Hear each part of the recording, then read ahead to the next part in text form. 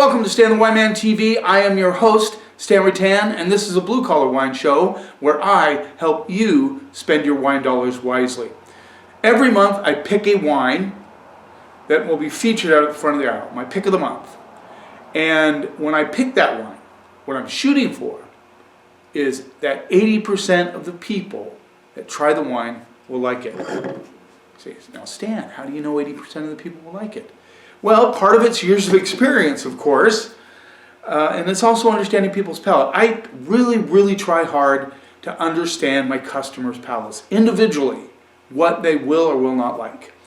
And I take quite a bit of pride in that, and I do a pretty good job. I always start out with a new customer asking a few questions, trying to figure out where their palate is. So when you're picking a wine that you say, well, this is going to be liked by 80% of the people that buy it, you have to decide.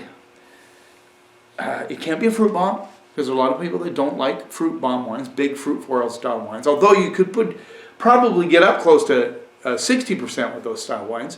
And you can't pick a really old world style, minerally acidic wine, because that really narrows it down as far as how many people will like it.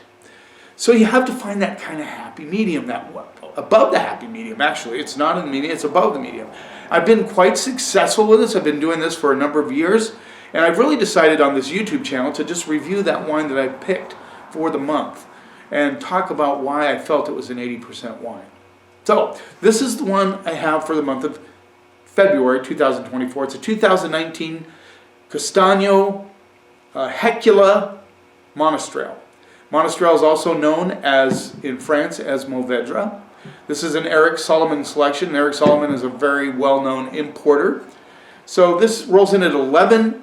$11. So, this is another area I go, is I like to keep it under 15 bucks.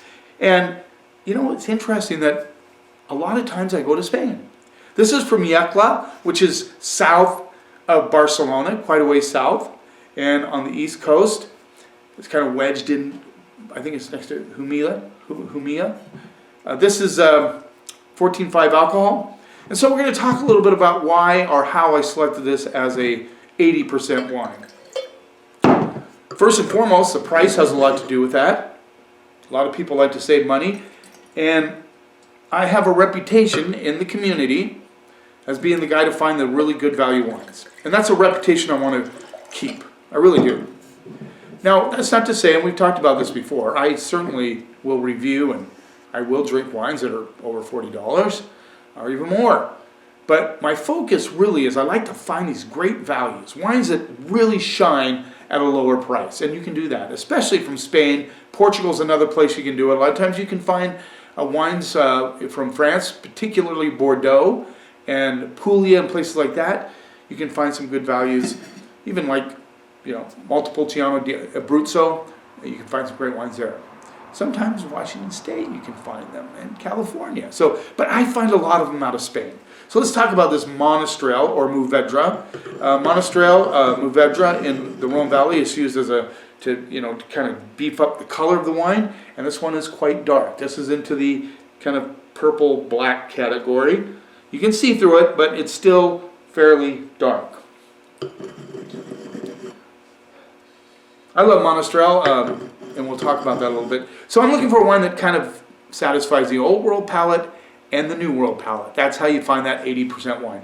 And my assistant, Scott, he's become quite adept at it. In fact, when we taste wine together, we look at each other and I go, you think this is an 80%er? They go, yeah, I do. And sometimes he'll bring it out. I think this is an 80%er, Stan. So, and I've, really worked hard at getting him to understand where we are there, and I think he could do it himself. A lot of licorice on the nose, a lot of boysenberry, some black plum notes, and even a little bit of currant on the nose. Let's see if we can get on the palate.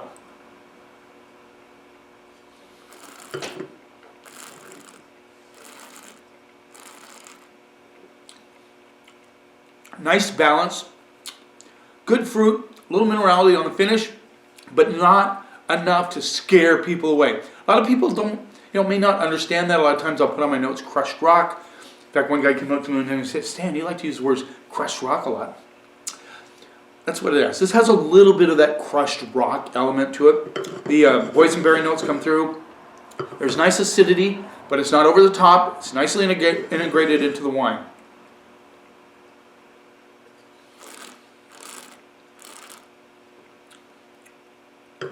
The licorice notes hit on the mid palate into the finish. The finish is a drier finish, but not too dry. This has good balance, good flavor profile. I just like it. The currant notes kind of linger on the back end. So nice finish on this one. And we're talking $11. And I think made with organic grapes. It used to be something that, for a lot of people, they thought that, organically grown wines weren't that good. So a lot of wineries used to not want to get kind of pigeonholed into that area. But now, more and more people are producing really great organic wines. And these are made from organically grown grapes. So the winery isn't necessarily organically certified, but the grapes that the growers are making are organically grown.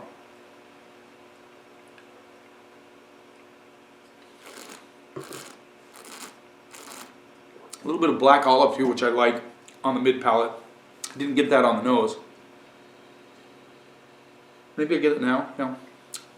There's some red flower notes, more on the dark red flower notes on this one. So this wine really has a lot of things going for it. For that guy that's old world, likes that more mineral-y, kind of rustic style wine, this has the minerality. It's not over the top fruit, but for the New World palate, it does have some fruit to it. It has the currant notes, those black plum notes, those boysenberry notes. All those things are solid flavors that will appeal to a New World palate. So, because of those elements all being together, and the price is right, I mean $11, because of that, I chose this wine as my pick of the month for February, knowing that at least 80% of the people who buy it will like it and probably come back for more. So, that's how I do it. And a lot of it just comes from experience and really trying to understand people's palates. Thanks for taking a little time out of your day. I hope you enjoyed this. In fact, in the comments, would you want me to continue to review my pick of the month? Like next month in March, which is Washington Wine Month, I've already kind of have one dialed in, and it is a Washington wine. Do you want me to review that wine next month? Mention it in the comments. I really enjoy comments. I don't get as many as I'd like to get, but sometimes, it depends on the episode. So there you go. Please subscribe to my channel so you can see what's coming up. Don't necessarily have to watch them all, but at least you know what's coming and you can decide if you want to watch it. You keep watching, and I'll keep helping you spend your wine dollars wisely.